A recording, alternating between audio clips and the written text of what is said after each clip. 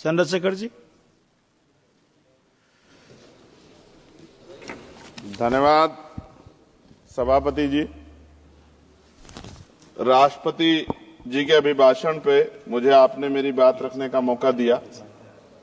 मैं जातिगत जनगणना से शुरुआत करूंगा, जिसकी देश को जरूरत है, क्योंकि जनगणना होगी तो आंकड़े आएंगे तो जो बजट दिया जा रहा है वो सही तरह से लोगों तक पहुंच पाएगा, उस बजट का लोगों को फायदा होगा। दूसरी बात, अयोध्या में 3 दिन तक पुलिस ने कार्रवाई नहीं की। इसका खामियाजा एक बेटी को अन्याय के रूप में उठाना पड़ा और मुख्यमंत्री जी यहां खड़े होकर राजनीतिक स्पीच में उस बेटी के अपमान का तमाशा बना रहे थे। ये बहुत दुखदाई है। साथ साथ कुंभ में जिनकी जान गई उनको मैं श्रद्धांजलि देता हूं और मुख्यमंत्री जी को आपके माध्यम से कहता हूं कि वो सूची दे दे तो मुआवजा सब लोगों तक पहुंच जाए। बहुत अच्छी बात है। एक आईना सर मुझे दिखाना है देश भर की सरकारों को।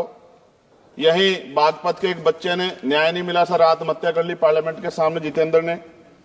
परभनी में बाबा साहब अम्बेडकर की स्टैचू तोड़ी गई सर। वहां सोमनाथ सूर्यवंशी को पुलिस ने मार दिया सर। यहां पंजाब में सर, अमृतसर में बाबा साहब अम्बेडकर की प्रतिमा पे किस तरह का अपमान किया गया।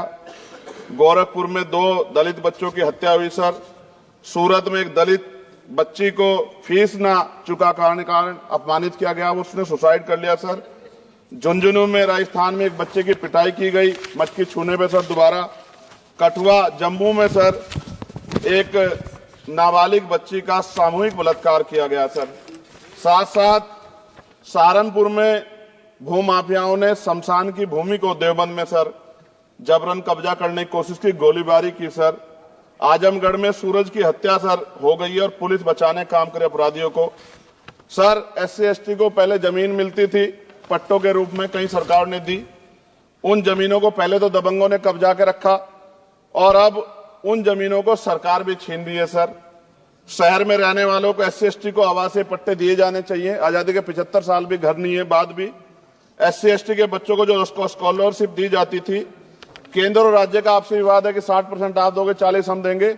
इस चक्कर में कई बार स्कॉलरशिप सब नहीं समय पहुंचती, मानसिक प्रताड़ना होती है, स्कूल परेशान करते हैं, कॉलेज।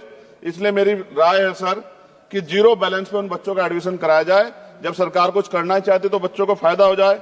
और देश भर में सर बहुत सारे छात्रावास बने हैं, लेकिन उन छात्रावास की स्थिति ऐसी है जर्जर, जैसे हमारे स्कूलों की है।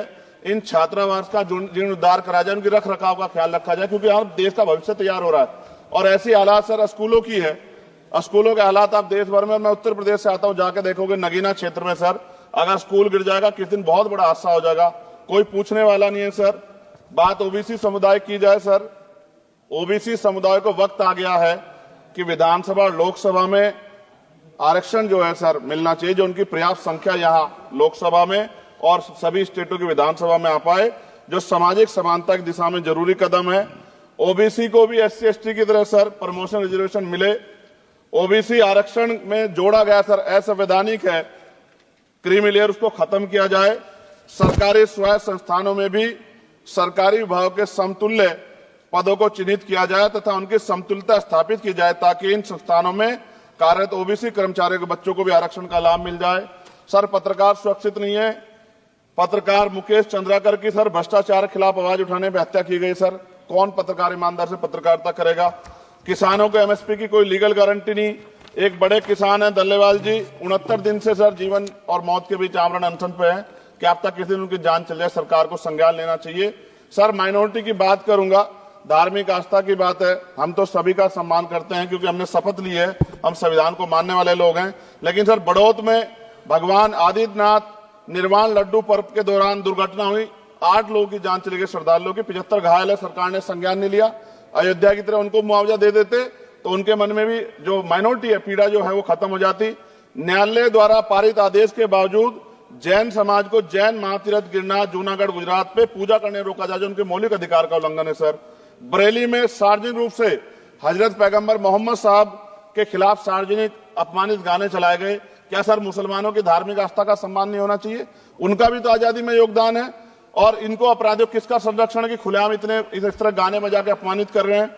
संभल की हिंसा में सर 74 लोग गिरफ्तारी हुई है और वहां के मुस्लिम डर के साए में है। सरकार बेगुनाहों की गिरफ्तारी बंद करे।